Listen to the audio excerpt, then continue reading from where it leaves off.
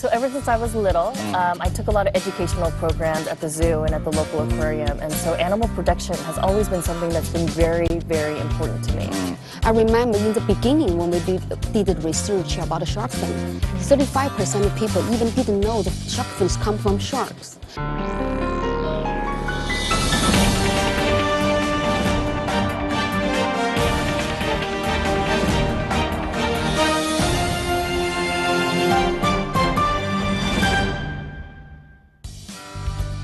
Hello and welcome to this edition of Crossover. I'm Ji Xiaojun And I'm Yi Xu. So I have to tell you, Xiaojun, Yes. I'm very excited about this program. It really touches my heart.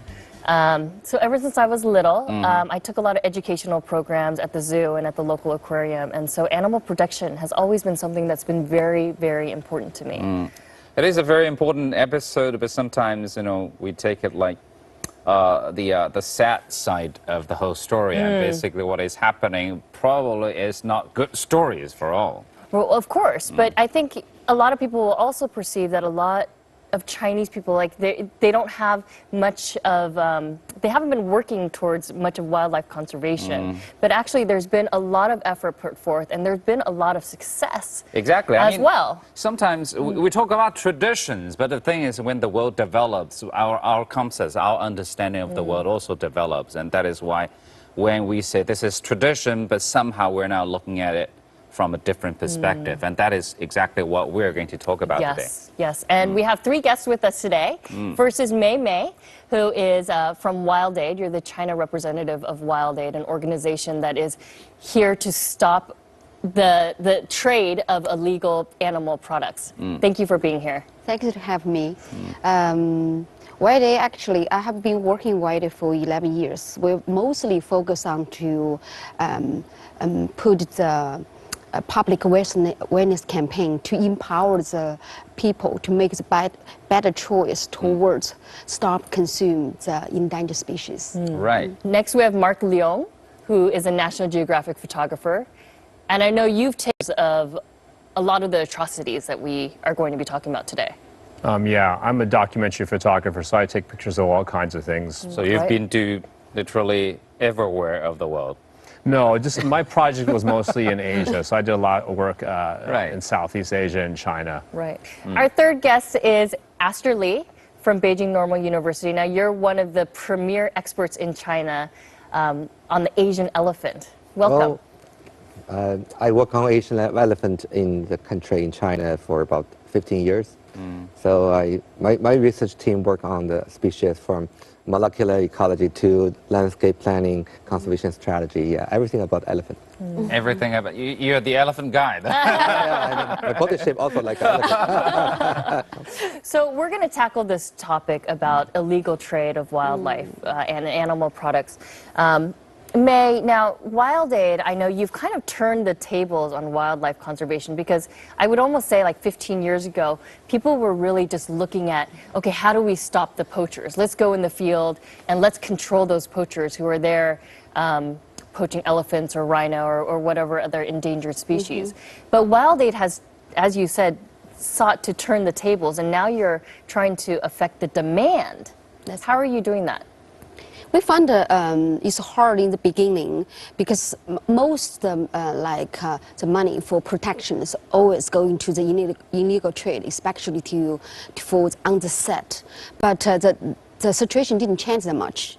The reason is because the market is huge, especially for about the richness people getting. They have the potential to get more products, especially the endangered species. So for us, it's So when you say endangered species, what exactly are we now talking about? Like shark fin, like rhino horn, like Ivory products. So mostly people, they have little bit information about the background or story with the animal. They just see the piece, what they are getting. So what we have done for Wild Aid is we presented the information. We told people, you can consciously spend your money either way, supporting, protect the environment, or really destroys beautiful animals. So we're getting the information. When they really know this information, they know they need to make a better choice. So you're telling them that that beautiful piece of ivory that's carved actually has an animal that sacrificed his life for it. That's right. Let's take a look at some of Wild Aid's public service announcements.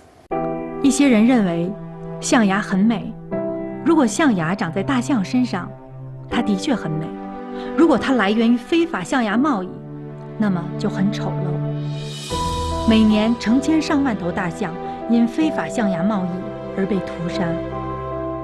请拒绝购买血腥的象牙制品，帮助保护这些美丽、聪明且温顺的生灵。没有买卖就没有杀害。 What if you could see how shark fin soup is made? If you could see how each year up to 70 million sharks are killed to end up in soup, could you still eat it? A third of all shark species are nearly extinct, but we can help save them. Remember, when the buying stops, the killing can too. Are these products mainly consumed in China or basically it's Mostly. consumed worldwide? For tiger bones, for shark fin soup, for every products, mainly is China. The market is mainly in China. But for rhino horse right now, China is not the largest market, but actually it's the second. So the reason why they put this public service announcement towards these animals is because they are endangered. Reason the cost is from the consumption. Consumption. Yes. Yep, human consumption, whether it's That's for right. traditional medicine, for food, or for decoration. Mark, I know that you've taken a lot of photos of sharks, shark fin, and the commercial enterprise. I guess you might want to call it enterprise because it's big business here in China. Yeah. Can you tell us about your experience? I photographed, I try to photograph across the, from the production side to the consumer side. And so to start off with, I went to Lombok. There was a big fishing village market called Tanjung Luar. And that's where a lot of the sharks were brought in. So daily boats would come in, they would bring in, one boat would bring in a dozen sharks, another would bring in 5 sharks, but they would all lay them out and auction them out every day. And they would, once they auctioned off these shark carcasses, they would chop them all up and they would dry up the fins and sell them to dealers who would eventually sell them to markets like in Hong Kong or in Guangzhou. And so then I would photograph in Shanghai or in Guangzhou or places in China where people were selling, and then eventually I would go to restaurants, and that was very difficult because at the same time that I was photographing, your campaign was kicking in, and I was noticing that it was getting much more sensitive, just because all the ads were appearing with Yao Ming, and so I was impressed. Like, wow! At the same time I'm doing this, it's actually disappearing, and there's So did they know? Were they wary of you being there? Oh, maybe he's here to photograph.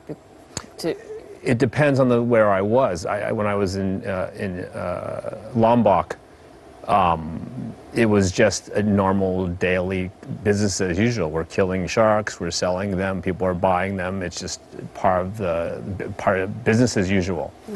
And then as I got further up the food chain, literally up the food chain, people got less. They got more and more sensitive. But even in the very beginning, it was just shark fins were all over the place. There's big garbage bags full of them. Were you shocked by what you saw? I mean, you knew what you were going to photograph. I was, because I did my research, and so I was not shocked. I kind of expected to see this. And I grew up. I grew up in San Francisco, and so we had shark's fin every wedding banquet that I went to. I didn't like it, but I ate it because it was served to me. So exactly, I mean, shark fins, it seems the consumption is still strong, the demand is still high. But how do you explain this? I mean, Chinese appetite, and how to explain the demand, the request for such a huge amount of consumption of shark fins? One of my research is work on that altitude of consumption for wildlife products in China. I found that most of people, they consume this wildlife or endangered species products not for really For the taste. good taste, but they consider this as a kind of status. Social I'm rich. It's a I can delicacy. afford it. Yeah. You're right. Actually, shark fin soup is nothing. It doesn't right? taste like anything. Right. It's shark fin itself. It's the broth. Chicken soup. Right. Yeah, it's I mean, a we've chicken all soup, had yeah. shark fin. When I was little, I've had shark fin. So this is kind of beliefs consumption is a really, bad culture, as you said. That it's tradition, but it's a bad culture, it's bad tradition. We do not need anymore. But you've had a lot of success with your campaign. In 2013, even the government has banned. Total ban from Yeah, the banquets. from right? The state banquets, from banquets. official banquets, That's right? right. So, That's you know, Mexico. I think the stats was before. I mean, there's like an estimated 100 million sharks killed every year. Has that reduced? What's been the success with this campaign? After the campaign we have put on from 2005 to 2012, actually the attitude changed like completely. I remember in the beginning when we did the research about the shark fin, 35% of people even didn't know the shark fins come from sharks, because in Chinese words, 鲨鱼翅, they didn't name as shark It's fin. fish. It's like Fish fin, fin, right? yeah. Exactly. So they didn't know. And most of them had tasted before. They didn't feel like a great taste, but definitely it's for the showcase. It's how about it for show. But after campaign, 96% of people believed the shark fin soup actually was the reason to decrease the shark population. But 86% of people who watched the campaign, they stopped eating shark fin. Right. So that was a huge change. What is most difficult in that campaign? I think in the beginning, changing people's eating habit was very, very difficult because But it's not supposed, even in the old times, it's not supposed for everyone. It's supposed to be just for, all these important occasions. But more important Chinese people right? have money now. Yeah. They can afford it. Okay. The middle class, the numbers growing, and also mainly we found out these two occasions eating most shark fin soups. One is business meal, another one is state like a dinner. So we worked with the top CEOs group. So 170 CEOs signed a pledge with us to stop serving shark fin during the business. In restaurants? Yes. During the business dinners, they're not going to order shark fin or even send the shark fin as gifts. Then the government actually have the regulation on I think it's by end of 2012. So really stopped serving the shark fin on the state dinner. That's a big help for us. So since then, the price dropped 50% and the sales dropped 70% in China. So for us, it was very successful campaign. We didn't feel we could achieve that fast. That was since? That was since 2012. Right. 2012. That's right. And that's been through cooperation with government agencies, with corporate groups, and also with your campaigns. You have some really heavy hitters. You have Yao Ming, part of the campaign, to just alert the public that you shark fin, because it's the industry behind it. It's the degradation of the shark population, and that sharks in general are not beasts. They're an important part of our ecology and our ocean ecology. Well, I grew up in Beijing, so in my culture in North China, I used to not know what shark fin looked like, and we don't. Too expensive. We don't eat shark fin soup at all, unlike Cantonese. But when I 20-year-old, when I graduated from my high school, a lot of Cantonese restaurants in Beijing, and they start to serve shark fin soup. But I love Yao Ming. If Yao Ming said, well, no shark fin, I will follow him. That's a bit late. Let's talk about the effect of these celebrities. You also did an art project with Parkview Green, and Prince Albert of Monaco heavily supported this project. That's true. That was very impactful as well. When we come back from the short break, we're going to have an interview with Prince Albert about his efforts in conservation. Please stay tuned. And welcome back to Crossover. We're talking about wildlife conservation and specifically stopping the illegal trade of wildlife products. In the last segment, we talked about shark fin and reducing the demand for shark fin. Prince Albert of Monaco has been very, very instrumental in a lot of your projects and in ocean conservation. Please take a look at this clip. Your Serene Highness, thank you so much for taking the time to be a part of Crossover today. No, it's a pleasure. Now, you're here in Beijing to open your foundation's ocean exhibit, and you've been supporting a project by Parkview called On Sharks and Humanity. Yes. What drew you to this project? It's a very special one that marries arts with environmental action.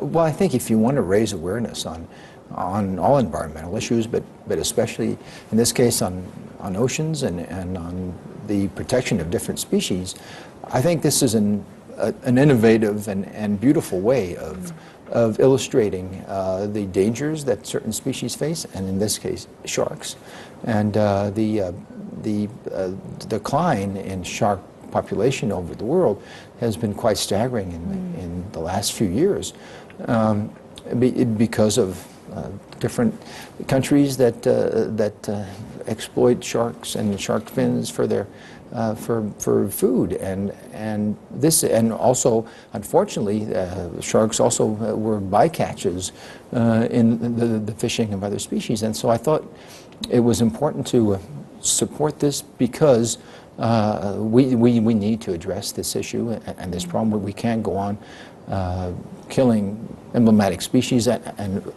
in the case of sharks. And so this was a great way to get people's attention and do it through the means of beautiful art pieces set in the Oceanographic Museum in Monaco. Right. I think was an incredible way to showcase these issues and to create also a great relationship with not only with China as a whole, but with Chinese artists who are concerned about this problem, and to show that in China these issues can be brought to the attention of a larger public.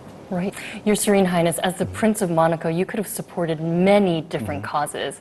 But in 2006, you decided to start a foundation, the Prince Albert II of Monaco Foundation. Why did you decide, you wanted to start your own? And was there a pivotal moment that initiated all of this for you? Well, I had thought about it for a while, but what accelerated the process was my trip to the North Pole in April of 2006. Where I wanted, and with 7 other people in our group, we went from the Russian ice station Borneo to in 4 days with dog sleds, and because I wanted to see firsthand what changes were affecting the Arctic and the North Pole region. I had read a lot of things about it, and I had talked to different scientists that had already alerted on this for a number of years now on these issues, and so I wanted to get a first-hand look. And I think what I saw there was starting to be pretty alarming. So you were surprised by what you saw in the North Pole? Well, I was prepared for it in a way, but it goes from the breaking up of the ice flows. There's much more areas of open water, even at the early part of spring. The disappearance of different species, the traces of pollutants and contaminants, even in an area that's far removed from any industrial area. I think those are signs that, and of course, the climate and the fact that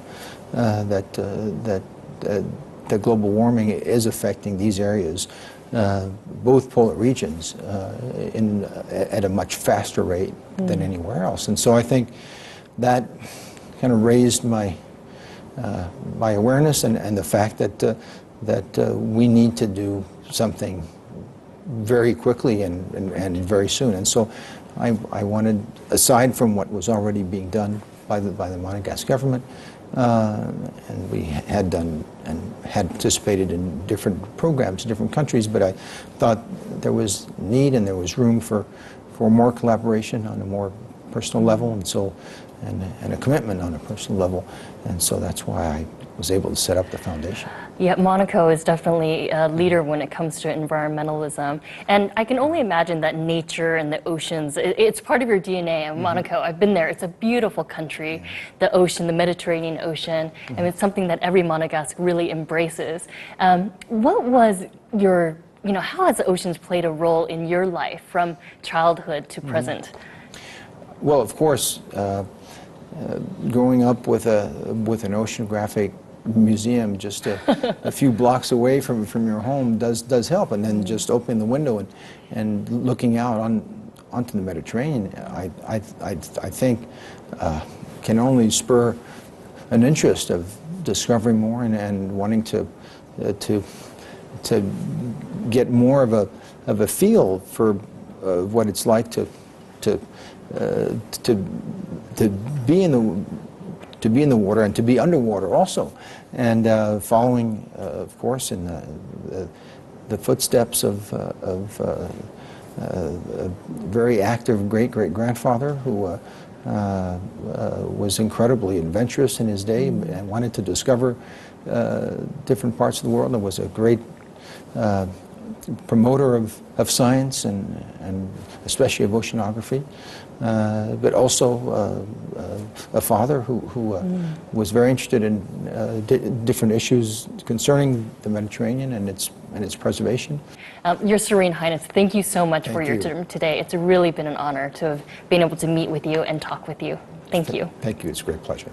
So we've got the royal support. Yes. There must be a human to your campaign. Definitely. With his support, actually, we're easily to launch the arts exhibition campaign, start from Monaco, and also his organization also supporting us on the shark issue, not just a shark issue, and the elephant issue as well. So give it a lot of support, and he really understands the reduced demand, how important, and how to support the public campaigns. It's one of his most important causes is environmentalism and conservation. And he's supporting you on the elephant ivory campaign as well. Yes. All right. So it goes to your territory now. Elephant. I like to study live elephant, but not died ones. Yeah. All right, when we come back, we're going to hear more about the elephant ivory campaign. Please stay tuned. We found that in the past 3 years, 100,000 elephants got killed for ivory. If we have that total ban means you are not allowed to use any ivories anymore in the future. Do they argue, say, we have an endangered art form, an art tradition?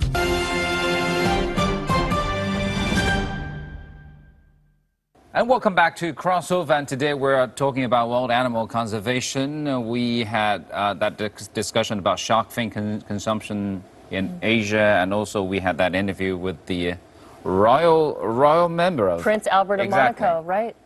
So we're going to move on to your territory as to the protection of wild elephants. Once again, when we talk about wild elephants, it's more about ivory consumption.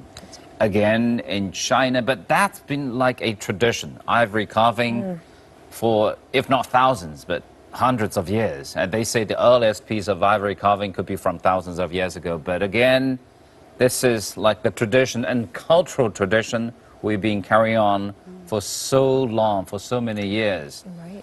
How do we break tradition? Exactly. Well, I love to study live elephant, but not the dead ones. But as you said, that ivory carving as a culture in China has about over 3,000 years, and peaked in Ming and the Qing dynasty. But actually, that traditional culture is not belongs to common general public. It belongs to the royal family at that time. But in recent days, ivory trade issue is hot, and well, it's also a major threat to African elephant, especially in African countries. I got involved in that CITES Convention on Endangered Species, Fauna Flower Species Trade Convention, and there's a monitoring illegal killing of elephant program under CITES. We analyzed 40 elephant range sites in Africa continents, and we found that in the past 3 years, 100,000 elephants got killed for ivory. 100,000 a year. in 3 years. In 3 3 years. Every campaign and shark fin campaign is quite different because the people consume every product actually is a very small group of people. So most of the people were in publicly, mostly people love elephants as animals. They're beautiful creatures, Yeah. they're very smart. The history of use every products, yes, is for long, and also just for a lot of art collectors. They are collecting them, and also some of religion-related products they also have as well. So mostly we wanted people to know it's a beautiful creature, and you could see them in wild. They are beautiful and powerful too, but when you kill them just for the ivory, so that products wouldn't bring any happiness or like a treasure or blessing for you. So that's kind of information we're sending out. We want them to know how dangerous and also the people's action. The thing is, like you two said, ivory carving, all these artistic pieces, they were just for a small group of people. For the royal family, maybe, the court in the old times. But how come these days it would become, I mean, it's been there for hundreds of years at least. How come these days it's becoming such a big issue and endangering the survival of wild elephants? After 2008, the market is opened for the legal trade from Africa to China, but the legal trade, the left the band of the legal trade actually leads the illegal trade, because right now 80% of ivory come from Africa is illegal, because the market can't really tell ivory is from legal killing and illegal killing. Yes, or natural death. So it's hard for the market is huge because a lot of people have money right now. They wanted to collect the art piece. It's not for public mass consumption now. That's right. Okay. So that is the reason why it's lead to the big decreasing for the population. So as long as there's an legal trade, so as long as the legal trade is allowed to happen, it's very tough to enforce, and so therefore there will still be an illegal trade that comes along with that. Is that right, Aster? Actually, I agree with Mei that I believe that the legal trade provides loopholes for illegal trade, and the trade itself stimulates the demand, increasing of demand. That's the key, because every carving artist, they used to carve the whole tusk. But now if you see in the market, even in the legal ivory market, you can see the small pieces of small artificial made, machine-made ivory carving items, but no longer man-made carving as an artist's art. So it's a totally new business. It's no longer the tradition of ivory carving culture. Now it's a businessman promoted market for ivory as a luxury goods product. So this is the result of the increasing of demand that made the African elephant population got in a very critical crisis currently, I believe. Some businessmen, they also want to promote their ivory business to say that, well, ivory is a good investment goods. That's the new reason. Because it's going to be banned. Because it's art. Yeah, it makes it more valuable right now because Actually, it's about to... with the current legislation in China, if you purchase every item from the store, registered store, back to home, no any regulation allow you to resell your ivory back. That means you cannot make money by purchase ivory. That's a fact. It's a sunk cost. But nobody You're know right. that. But is there going to be like an underground market or something? Yes. I'm and sure that's there where will they be. sit in, Like you right? said, there's Yeah. always a loophole. In 2015, I know President Obama and President Xi, they signed a pact to say that they want to end ivory trade by, was it 2000? No, they didn't say the timeline, but they say the two presidents committed to take measures significantly and timely close the domestic ivory trade in both countries. Well, because it's a big issue in the U.S. In fact, U.S. is the second largest market for illegal wildlife goods. Do you think, is that enough? Like, what needs to happen, Aster? I think in China and the U.S., the situation are different. For example, in China, we have a huge amount of legal stockpile approved by CITES convention that happened a couple of years ago. But in U.S., they also have a huge legal market, and the pressures from different associations, stakeholders do not want to see the ban. So I did see the challenge in both countries. But the two presidents made such a strong commitment. I believe, personally, it's a really great commitment for African elephant conservation. So I believe both Chinese and American people can use their ideas, well, different kinds of ideas to implement the ban as soon as possible. Otherwise, we won't have opportunities for African elephants to survive. So what would happen? A total ban of ivory products? For me, I believe a total ban can work because, as you know, we lost about 20,000 or 30,000 elephants a year. The total population of African elephant only about 400,000 something. In next 20, 30 years, they will disappear, extinct. So we need to take immediately ban. That's right. We certainly may have difficulties in both China and U.S. and we certainly need the support from other countries in EU. There are also big market in EU and other Southeast Asian countries. It's an international effort we need to gain. Any replacement options? There are many other alternatives, I should say, and every item is not the goods you need for your daily life. Right. It's a luxury product. Even for artistic? Yeah, we do not need them. Even the China, well, what you call that, collection association people, they say, well, ivory is not really mainstream collections. What I'm thinking is, I mean, there could be this argument from the artist side, and this is the tradition, artistically speaking, that's been there for thousands and hundreds of years already. I mean, if you have that total ban means you are not allowed to use any ivories anymore in the future. Do they argue, say, we have an endangered art form, an art tradition? Yeah, I wrote a paper recently published in the magazine of Nature, and my idea for this, to solve your question, is to commercialize ivory from legal market. That means we do not need ivory as a commercial products, but we can, with other options, for example, to provide alternatives for ivory carving artists to continue the culture carving.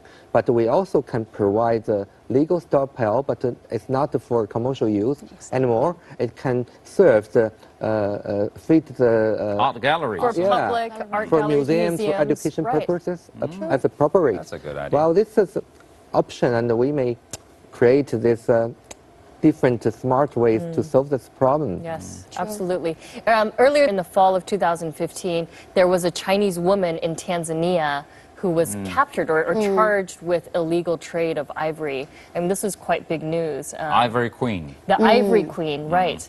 I mean, she was quite instrumental, and she had been somebody who'd been living in Tanzania since the 70s, and she was part of the business China, Tanzania, Africa trade group there. And I guess this shows the world, China, and every country is serious about this issue. Yes. You know, we've talked about elephant ivory, you know, again, human consumption of endangered wildlife products. When we come back, we want to talk about some of these products are being used for medicine, medical purposes, TCM. When we come back, we're going to talk about some of those wildlife products that are being used for medicinal purposes. Please stay with us. Some people believe tigers, they are brave, they are strong. So their bone will benefit for you to become a great man. Rhino horns, you can get everything from your fingernails. I said we're going to get super fingernails in the future. Super valuable.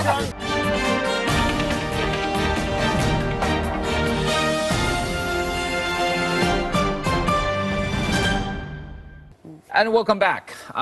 Before the break, and you mentioned that we were going to talk about some of the items we use actually for medical Well, there are many uses. reasons why there's this illegal Rhino trade, horns right? and tiger bones, right? Well, Chinese people love traditional Chinese medicine, and I think traditionally, we're talking about been talking about tradition throughout this whole show. Traditionally, rhino horn, tiger products, bear bile has been used in TCM. I know, but I mean, bear bile, okay, but they say tiger bones and rhino horns, and they've been used for some certain functions. I don't really quite understand why they need that.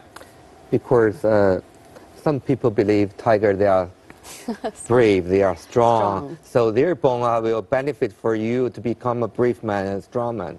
So it's for... It's a kind of a belief, it's not Mainly a for science. men, right? Yeah, Yeah, but we for understand the rhino, underlying message. for rhino horn consumption, years ago, Chinese people believed rhino horn can remove high fever. It works. For kids. Yeah. But in early 1990s, Chinese government already closed the traditional Chinese medicine used for rhino horn and tiger bone, and it committed that China won't use this as a traditional Chinese It's a total medicine ban. at all. Yes, Yeah, it's total ban. it happened in 1993. early Yes. 1990s. Yeah. And even traditional Chinese medicine textbook already deleted all this rhino horn and tiger bone from the text message. But if it's a ban, why is it still a problem? Still have some private doctors, they still use, just like, well, I completely agree with Esther. It's all about belief. It's all about the belief, like old traditional culture or traditions. So they believe those kind of wild animal products can give you certain power to kill the disease. Actually, right now you have a lot of alternatives. The rhino horns, you can get everything from your fingernails, the human fingernails. It's keratin. Yes, keratin. Yeah. So I said we're going to consume more fingernails in the future. Super valuable. Your fingernails are very, very valuable. Otherwise, what a waste every day, right? But the thing is, I mean, we don't have rhinos, I guess, in China. It's all in Africa. But Well, we do have rhino, but already extinct in 1950s. Okay. Oh. Unfortunately. I didn't know that. Thank you. And then we have tigers still, but we don't have South China tigers now. Huananhu, I don't know what that is called officially. We call it ecological instinct. Yeah. We cannot see them wild from the ones. field. Yeah. Yeah. And do you think consumption is the main cause, or do you think basically, human beings' living habits or basically occupying their habitats, and that is causing the extinction? For different animals. If we talk about the panda, yes, the reserve their habitat is very important and also provided the food for them. But for the rhino and the mostly because people consume them is because their products. Because of poaching. It is poaching. So it's mostly from the the market value or the demand for cure, for the medical cure, miracle they call it, but which we already know have a lot of alternative medicines could do that. So I think probably people need more understanding. We also need the people from the Chinese traditional medicine group to give us more support to explain the story behind and all more information provided. But they're not allowed to use them right now? No. So what? Still, some of the doctors still Underground. believe. For example, in Vietnam, in recent years, people say that rhino horn can treat cancer. Yeah. So it's no any scientific no say that. scientific No any backing, scientific right. to improve that. But rhino poaching in South Africa increased sharply in the past 7 years. And last year there are over 1,200 rhino got killed, poached in South Africa and feed the market in Southeast Vietnam. Yeah. So this is kind of a demand drive poaching in the field. That's right. Actually, as I said, no any scientific data show rhino horn can treat cancer. Cancer, yeah. Let's talk about bear bile, because I know that's an area where there's actually a lot, like you said, a lot of alternatives when it comes to TCM. There's also synthetic bear bile. Have you seen success there with the bear bile? I think so. And also it's awareness for the public actually is much more towards the bear because it's more about the wildlife welfare. Because they're not killing the bear, they're That's just the right. bear is going through tremendous suffering. pain and suffering. Suffering, Mark, you've been exactly. to a bear farm Yeah, I've visited a and you number. photographed some. Yes. What did you see there? Bears are kept in captivity in these small cages, like in these dark rooms. And then every so often when they need the bile, pump out the bile into a little jar and they sell it. And how long does that take? The process, I think it was like a 20-minute pumping, but they'll bears out for a Every longer. day? No, it depends on when they need it, like when the Okay. people are coming to buy it or how much they need. But But they it's- can't do it every day. The bear has to recover. Right. How between many that. bears did they have in Oh, captivity? no, this is I was in Vietnam, so it was kind of a small. It was a whole row of a whole road, and you'd see signs, and they sell honey and they sell bear bile. So it's just like another product they had available, and it was just small operations. But those have actually been closed down. We're talking about progress. Recently, I was speaking to Animals Asia, which is another NGO that. Yes. Works on these kind of projects, and they said we're working with the Vietnam Forest Ministry. They've closed down places. I think when people knows how to really get this bilbil, I do not believe they will be much more happy to need it because you really have an alternative. I think mostly you need to let people know the hard truth. It's hard to see, but you need to let the information out. Right. So when they know, because still it's market driven. Yeah, I mean, the public opinion is straightforward. Remember, a few years ago, one of the companies that produced traditional Chinese medicine, they wanted to go public, and then they released the information. But also, there was a report about how they got the bear bile, and then. The whole project was basically... I think you're right. I mean, I think people aren't malicious. I mean, I think if they understand and they know how these products are retrieved or how they're produced, who would want to eat a medicine that is a result of an animal or a living being's suffering or death? Actually, I see the change for in China, the people towards endangered species or even like environmental issues. Back 10 years ago, not that many people really know or really care about like animals, but now people all consciously really feel that's our duty to do to protect nature. So that's a big change. So with that big change, I do have a hope. I think those problems could be handled and smartly in China. Yeah, you do a lot of public survey campaigns. I know, Aster, you do too, right? Yeah, well, I will do work a couple of other So what have you seen in terms of numbers, like in terms of awareness around shark fin consumption, elephant ivory, and rhino horn? After the campaign started, all the attitude really changed a lot. So for our like knowledge, it's all about need to let people have the full understand about the problem, because that problem is not just nature's problem, also related with people's life. Because the chain also linked to our life in the end. And also Chinese, I think mostly we said we want the balance for the earth and human beings. We mostly. And yin yang is all about the balance. So we want people to know we want to have the peaceful and balanced life with the nature. So our life will be like peaceful as well. So.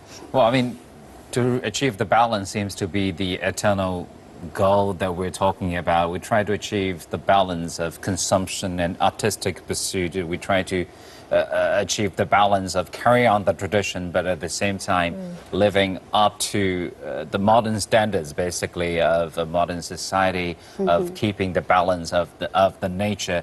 That's exactly why we're now having this discussion. Actually, people love animals because they know them.